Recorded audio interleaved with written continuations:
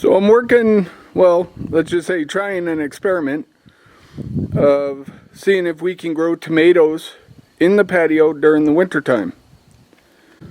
I started these two off in red Solo cups, good way to save a few bucks, and it was only about half full at the time with soil. And what I did is allow the tomatoes to grow a little ways, pinch off the bottom stems, fill it up a little more with dirt.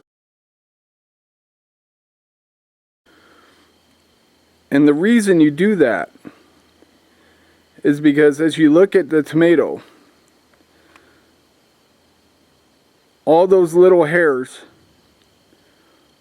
at the base there are potential roots. In an effort to avoid those little indoor gnats that get in the soil, I'm using all potting soil with a little bit of, mushroom compost, and we'll see how that works out. So the other thing you're going to want, well, you should not necessary, but is bone meal, and I'll explain in a minute. There's some that was already in here. These guys are ready for transplant. Their roots are probably really well developed down here at this point. So I mentioned snipping them off. You can bring snippers, or if you have some fingernails, just snip off the lower branches, the stems. And this is my scrap bucket here, so I have a place to put some extra soil. I'm going to dig our little tomato hole there.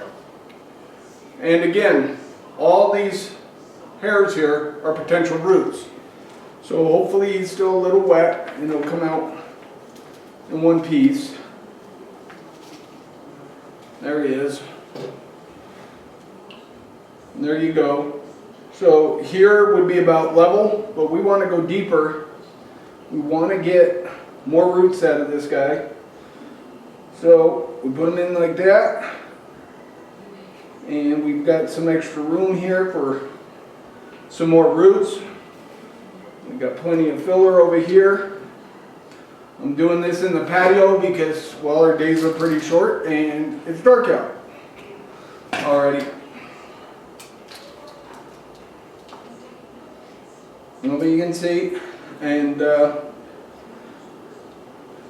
if you do try and do this in the winter, understand that as you get tomatoes, they're going to need some sunlight. So I've bought most of the light in here right now is UV lighting, and I bought some more from that I can hang from the ceiling, that because being really up high isn't going to help a whole lot. It'll help, but you want to get them as close to the plants as you can, and I'll show you what I'm doing until I get those ceiling hanging ones up to keep these guys going. This was pre-moistened. The other thing you do need is you need pots that are big enough to support